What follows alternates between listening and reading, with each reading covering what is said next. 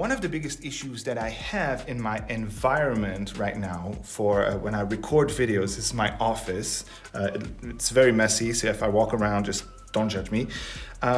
Is picking up sound. I have a huge reverb in this room, and you still have a little bit now, but I had to try to put some stuff together. So I have all of this going all the way up there. So that's foam against the wall for me to, make sure that I don't have too much reverb, but that was just not enough. So I had to do this. So it's just a Paravent in paper and then some things on top that I just really glued together really quickly because I didn't have much time.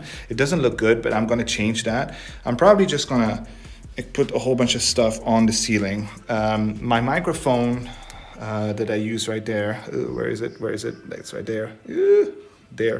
There. How do I? Like there. There it is. That's my microphone. It's usually much lower. It's right in front of my face right here, just out of sight of the camera lenses. But to come back to sound, when I'm here, it just really, it sounds pretty okay. But as soon as I move to another place, and you're probably gonna hear it, as soon as I'm here, you have way more reverb.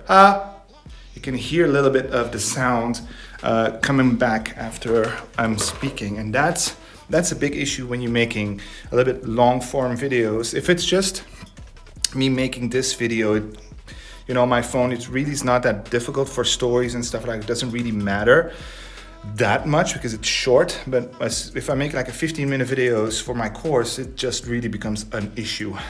Just keep talking about my setup here. So I think that's quite interesting for some people. I'm filming, so I have a softbox. That's the cheapest softbox you can find on Amazon. I bought that one probably about 7 or 8 years ago, and it still works. So I'm fine with that. I film on a GH5S, a Lumix GH5S, that's a DSLR, but if you look closely, you will see that I have a small rig clamp right there and a second iPhone that I have recently got to record the course. The reason why I'm doing this right now is because in the beginning of the course, I just recorded with the Lumix, with the DSLR, because I needed something to film me holding my phone here, the one that I'm filming on right now. And I couldn't, I didn't have a second phone at that moment, so I needed to do it with what I had, a DSLR, which I used for client work. So at this point right now that I have a second phone, I wanted to record my course with the phone, but they look very different.